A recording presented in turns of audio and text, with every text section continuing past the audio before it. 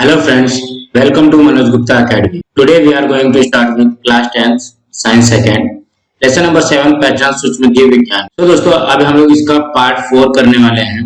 Part 1, 2, 3 हम लोग ने इसके पहले किया है। इस वीडियो को देखने के पहले आप लोग पार्ट 1, 2, 3 जरूर देखिए। पार्ट 1, 2, 3 का लिंक आपको डिस्क्रिप्शन बॉक्स में मिल जाएगा। तो दोस्तों अभी तक आप लोगों ने इस चैनल को सब्सक्राइब नहीं किया तो please subscribe our channel, like कीजिए और अपने फ्रेंड्स के साथ शेयर कीजिए। तो इसके पहले वाले पार्ट हम लोग ने देखा किस तरीके से हम लोग गंदे पानी को स्वच्छ करते हैं।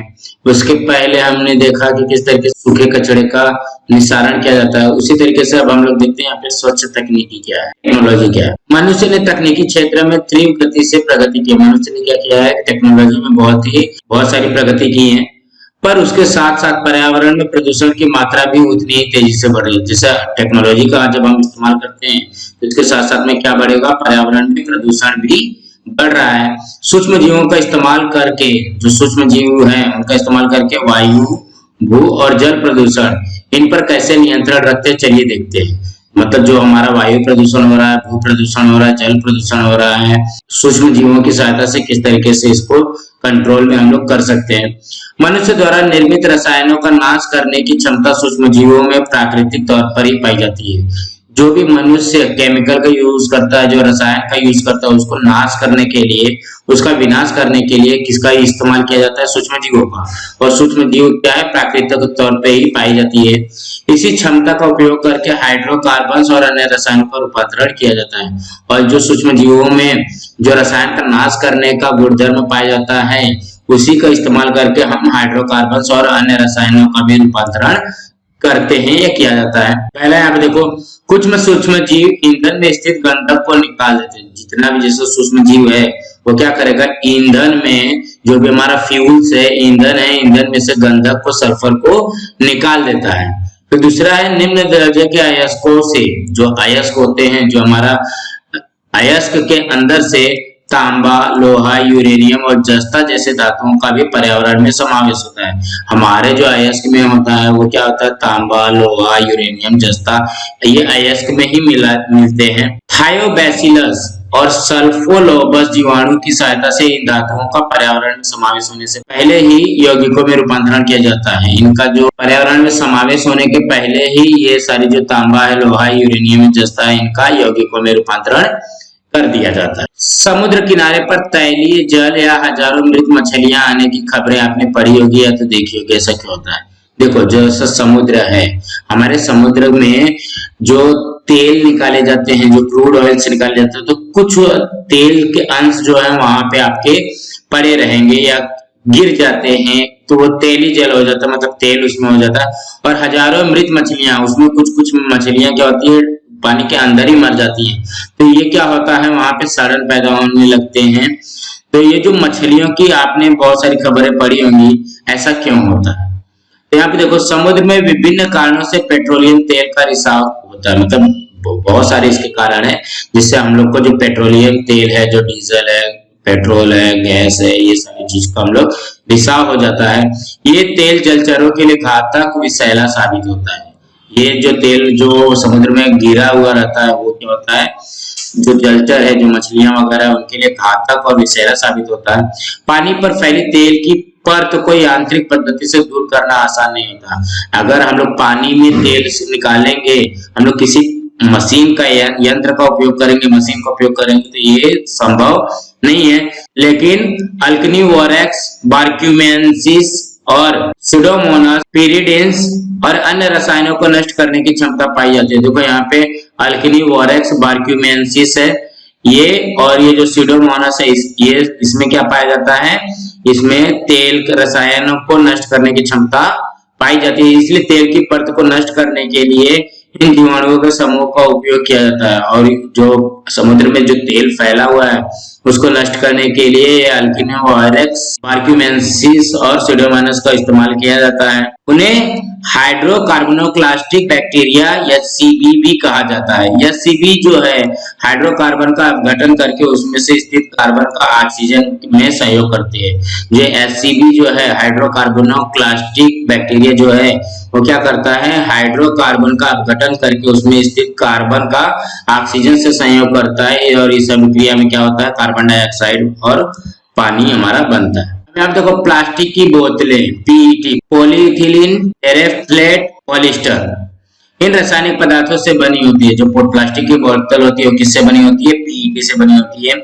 आजकल नागरिक कचरे का बहुत हिस्सा इस प्लास्टिक ने घेर लिया है। हमारे आसपास में देखा जाएगा जो नगर है, शहर है, उसमें क्या दिखाया गया है कि प्लास्टिक ने बहुत ही ज्यादा मात्रा में प्लास्टिक का इस्तेमाल किया जा रहा है। आइडोनेला साकिएंसिस विब्रियो प्रजाति PET का विघटन करते हैं, ऐसा पाया गया है। उसी प्रकार कचरे में स्थित रबर का विघटन करने के लिए एंटिनोमाइसेटिस, स्ट्रेप्टोमाइसिस, नार्काइडिया, एक्टिनोप्लेंस इन जीवाणुओं के प्रजातियों में भी पाई जाती है। जो प्लास्टिक की बोतल होती है, प्लास्टिक की बोतल को आइडोनियल साकिएंसिस विब्रियो ये प्रजाति विघटन करती है। रबर का विघटन करने के लिए एंटिनोमाइटेसिस, स्ट्रेप्टोमाइसिस, नार्काइडिया और एक्टिनोप्लेंस इस जीवाणु की प्रजातियां पाई जाती है। कारखानों से निकलने वाले पदार्थ और अम्लीय वर्षा में सल्फ्यूरिक अम्ल होता है। जो कारखानों से जो पदार्थ निकलता है वो, और अम्लीय वर्षा जब होती है तो उसमें से क्या निकलता है, सल्फ्यूरिक एसिड निकलता है, सल्फ्यूरिक अम्ल होता है, जिससे प्रतिमाओं, पुलों और इमारतों में स्थित धातुओं का क्षरण होता है। जो भी मूर्तियां, प्रतिमा मतलब मूर्तियां, पुल का मतलब ब्रिज, और इमारत के जो धातु लगे होते हैं, जो लोखंड लगा होता है, लोहा लगा होता है, उसका क्षरण होता है। ये आप जानते ही हो। एसिडोबैलिसस, फेरोऑक्सीडेंट्स और एसिडिफिलियम प्रजाति के जीवाणुओं के लिए सल्फ्यूरिक अम्ल या ऊर्जा का स्रोत होता है। मतलब सल्फ्यूरिक एसिड निकलता है वो प्रतिमाओं के लिए नुकसानदायक है, पुल के लिए नुकसानदायक है, इमारत के लिए नुकसानदायक है। लेकिन जो है एसिडोबैलिसस, फेरोऑक्सीडेंट्स, एसिडिफिलियम ये जो प्रजाति है इनके लिए ऊर्जा का स्रोत है। इससे उनको क्या मिलती है, एनर्जी मिलती है। इसलिए अम्लीय वर्षा से होने वाले भू प्रदेशों को जीवाणु नियंत्रित करते हैं। इसलिए जो अम्लीय वर्षा होती है सल्फ्यूरिक अम्ल से जहाँ पे होता है, तो ऐसे जो जीवाणु होते हैं वो इसको क्या करते हैं, कंट्रोल में करने का काम करते हैं। परमाणु ऊर्जा के प्रकल्पों से पर्यावरण में छोड़े जाने वाले उत्सर्जित पदार्थ मतलब किरणोत्सर्जन किया जाता है। विद्युत विलेपन प्रक्रिया में निरुपयोगी पदार्थों में यूरेनियम जल में घुलनशील लवण पाए जाते हैं। जो यूरेनियम होता है, यूरेनियम के जल में क्या होता है, घुलनशील लवण पाया जाता है। इससे हमारे पर्यावरण को नुकसान पहुंचता है। इसको जियोबैक्टर जीवाणु यूरेनियम के इस घुलनशील लवणों को अघुलनशील लवणों में रूपांतरित करके भूजल स्रोतों में मिलने से रोकते। तो जियोबैक्टर जो है, ये जियोबैक्टर है। फलीदार वनस्पतियों की जड़ों की गांठों में और मिट्टी में पाए जाने वाले जीवाणु किस प्रकार उपयोगी सिद्ध होते हैं। जिस तरीके से फलीदार जो वनस्पतियों के जो जड़ होती है उसकी गांठ में और मिट्टी में पाए जाने वाले जीवाणु हमारे लिए किस तरीके से उपयोगी होते हैं। यहाँ पे देखो सूक्ष्म जैविक टीके, जो गांठ से जो कीटाणु निकाले गए या जीवाणु निकाले गए उसका हमारे लिए किस तरीके से उपयोग होगा। किण्वन प्रक्रिया द्वारा सूक्ष्म जीवों से युक्त कुछ टीके बनवाए जाते हैं। जो ये जो कीड़े हैं इनको किण्वन प्रक्रिया करके सूक्ष्म जीवों से टीके बनवाए जाते हैं। बीजों के बुआई के पूर्व बीजों में इन पोषक टीकों का फुहारा जाता है, और बीज है उनके जड़ों में क्या किया जाता है, टीकों का फुहारा किया जाता है।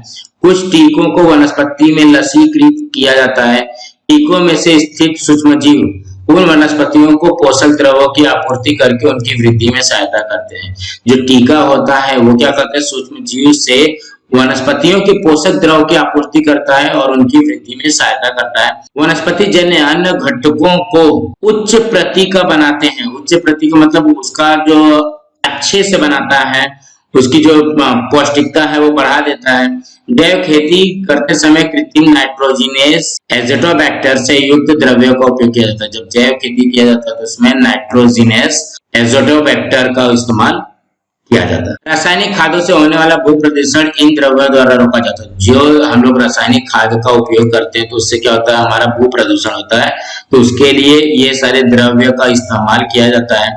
खेती उद्योग के रासायनिक जंतुनाशक और कीटनाशकों के माध्यम से फ्लूरासिटामाइड, जैसे रासायनिक द्रव्य मिट्टी में मिल जाते हैं, जो जंतुनाशक और कीटनाशक होते हैं उसके अंदर से क्या निकलता है, फ्लोरासिटामाइड निकलता है और ये हमारे मिट्टी में मिल जाता है। वे अन्य वनस्पति तथा जानवरों के लिए घातक होते हैं और ये जो फ्लोरासिटामाइड है वो वनस्पति के लिए भी हानिकारक है और जानवरों के लिए भी हानिकारक है तथा मनुष्य के लिए त्वचा रोग कारक सिद्ध होता है और मनुष्य के लिए त्वचा का रोग होता है। ये मिट्टी में घुले कीटनाशक सूक्ष्मजीवों द्वारा नष्ट किए जाते हैं और ये जो फ्लोरासिटामाइड है ये क्या होता है, मिट्टी में जो कीटनाशक होते हैं उनके द्वारा इसको नष्ट कर दिया जाता है। इसे सदैव में ध्यान में रखो। कचरा भरने के लिए आजकल इस्तेमाल में लाए जाने वाला जैव विघटनशील प्लास्टिक या पॉलीलैक्टिक एसिड है, मतलब हम लोग जो प्लास्टिक का इस्तेमाल करते हैं वो आवश्यकता के अनुसार ही इन सामग्रियों का उपयोग कीजिए, मतलब इसका ज्यादा से ज्यादा उपयोग कम करो, उपयोग ज्यादा नहीं करना है, इसका उपयोग कम करना है, पर्यावरण बचाइए। आप लोगों से रिक्वेस्ट किया जा रहा है कि इस पर्यावरण को आप लोग बचाइए, प्लास्टिक का इस्तेमाल कम कीजिए। फिर जैव कीटनाशक, जैव कीटनाशक का मतलब क्या होता है, ये क्या है, पत्ती है, पत्ती को खाने वाला कौन है, इल्लियां। जैव कीटनाशक अर्थात जीवाणु, क्या होता है, जीवाणु होगा, कवक होगा आदि से प्राप्त की गई और फसलों पर स्थित जंतु, कीट, रोग जंतु का नाश करने वाला द्रव्य। जीवाणु से प्राप्त होने वाले टॉक्सिन्स जैव तकनीकी से सीधे वनस्पतियों में ही अंतर्भूत किए जाते हैं। ये क्या किया जाता है, सीधा जो भी जीवाणु से टॉक्सिन प्राप्त होता है वो वनस्पतियों अपने अंदर ले लेती है। कीटक के लिए ये विषैले होने से कीटक इन वनस्पतियों को ही खा जाते हैं और ये जो कीटक होते हैं क्या करते हैं, वनस्पतियों को ही खा जाते हैं। जीवाणु के भांति ही कवक और विषाणु की कुछ प्रजातियों का उपयोग जैव कीटनाशक के रूप में होता है। जिस तरीके से हम लोग जीवाणु का उपयोग करते हैं उसी तरीके से कवक और विषाणु का भी कुछ प्रजातियां जो है जैव कीटनाशक के रूप में उपयोग होता है। किण्वन प्रक्रिया में प्राप्त होने वाला उप उत्पाद स्पाइनोसाइड यह जैव कीटनाशक है। तो दोस्तों आज हमारा ये लेसन नंबर 7 आज यहाँ पे समाप्त हुआ।